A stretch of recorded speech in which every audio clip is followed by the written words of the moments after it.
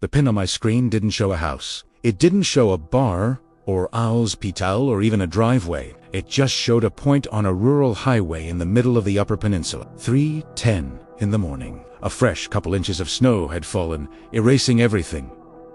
The world was white and silent, no Tita tracks, no footprints, nothing. A cold, clean slate. Every instinct told me this ride was different. Not because I was scared, but because the silence was too perfect. There was no reason for a person to be standing out there, in that cold, at that hour. And yet, the request was real. This is the story of a ride that I can't forget. A memory that stayed with me. Cold and clear as the night it happened. It was January, maybe February. The kind of deep winter cold that seeps into the bones. The temperature hovered somewhere around zero, and the wind had a quiet bite to it. I pulled my Camry over to the shoulder, my headlights cutting a path through the darkness, illuminating nothing but falling snow and the endless wall of pine trees lining the road. A figure emerged from the shadows, walking toward the rear passenger door. Not running, not rushing, just a slow, steady pace. The door opened, a brief rush of frigid air, and then it closed. And that was it. Silence. I waited for a cough, a sniffle, some complaint about the cold. Nothing. I glanced in the rearview mirror. The passenger was just a shape in the back seat, head down, barely visible. I cleared my throat. Where are we headed? My voice sounded loud in the quiet car. A long pause. Then a low voice, almost a whisper. Just drive. South. I typed a general destination into the GPS, a town about 40 miles down the highway. The blue line appeared on my screen. All right, I said, trying to keep my tone normal. I put the car in drive and pulled back onto the empty road. The engine hummed. The wipers swept snow from the windshield in a steady, hypnotic rhythm. We drove for 5 minutes without another word. The only sounds were the car and the quiet hiss of the tires on the fresh powder. But that wasn't the strangest part. I looked in the mirror again. The passenger hadn't moved. Their clothes were dusted with a fine layer of snow, but not soaked, not melted. It was like they'd been standing outside for only a minute or two. But in this temperature, even a minute feels like an eternity. People usually shiver. They rub their hands together, their breath fogs the air. This person was perfectly still. Their breathing was slow, shallow. I could see their reflection in the dark glass of the rear window, a faint outline against the passing trees. Their gaze was distant, unfocused, staring out into the night. It reminded me of the look I'd seen on hikers who'd spent too long in the cold. A kind of detached and that's when everything shifted. I noticed something else, something small. The snow on their shoulders wasn't melting. The car's heater was blasting.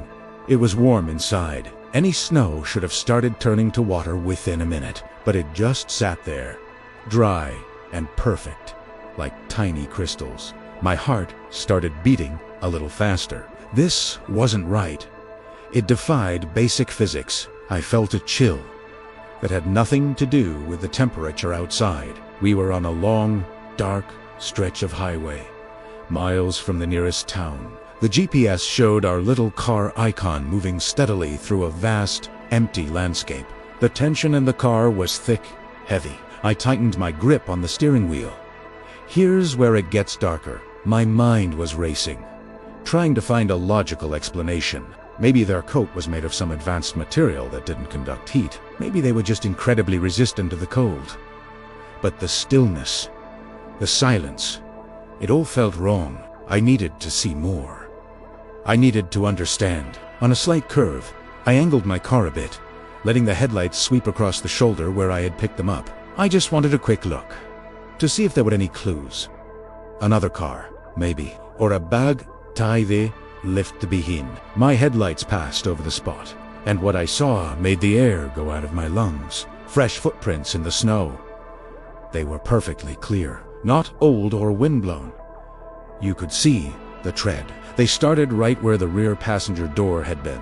They went in a straight line, away from the road, directly toward the dark wall of the forest. And then they just stopped. After maybe 20 or 30 feet, the tracks ended. There were no drag marks, no return prints, no signs of a struggle or any other disturbance, just a clean break. The surrounding snow was untouched, a perfect white blanket under the moonlight. Snow doesn't lie. It holds a perfect record, even for a short time, and the record it was showing me was impossible. This is where I almost turned the car around. Primera slowed down, my mind struggling to process what I'd seen. The passenger remained silent in the back. Were they watching me? Did they know what I'd seen? I didn't dare look in the mirror again. I just kept my eyes on the road, on the hypnotic dance of the snowflakes in my headlights. I thought about stopping. I thought about asking them to get out. But we were in the middle of nowhere. Leaving someone out here, in this cold, was a death sentence. No matter how strange this was, I couldn't do that. So I kept driving. The silence stretched on, heavier than before. Each mile felt like 10. The engine's hum seemed to get louder, filling the space left by our unspoken words. I realized then, they weren't telling me everything. Not even close. We drove for what felt like hours. The GPS finally showed we were approaching the town I had set as a loose destination. Streetlights started appearing, flickering in the snowy haze. A lone gas station, its neon sign casting a soft glow on the wet pavement. "Here is fine," the passenger said. Their voice was the same low whisper. It was the first time they had spoken since the start of the ride. I pulled over to the side of the empty street, next to a darkened storefront. I stopped the car, but kept the engine running. The door opened, the rush of cold air returned. And then the door closed. I waited, listening. I expected to hear footsteps crunching in the snow. But there was nothing. Just silence. After a few moments, I forced myself to look in the rearview mirror. The street was empty.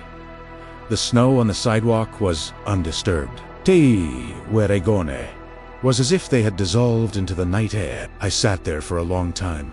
The car idling, the heater humming, the fear I had felt on the highway slowly faded, replaced by a profound and unsettling uncertainty. I never saw their face. I never knew their name. I just had the memory, the image of those footprints in the snow. Clear, fresh, leading away from my car and ending for no reason in the middle of a frozen field. Days later, I still think about it. I drive those roads and I look at the line where the forest meets the snow, and I wonder, I don't have an explanation.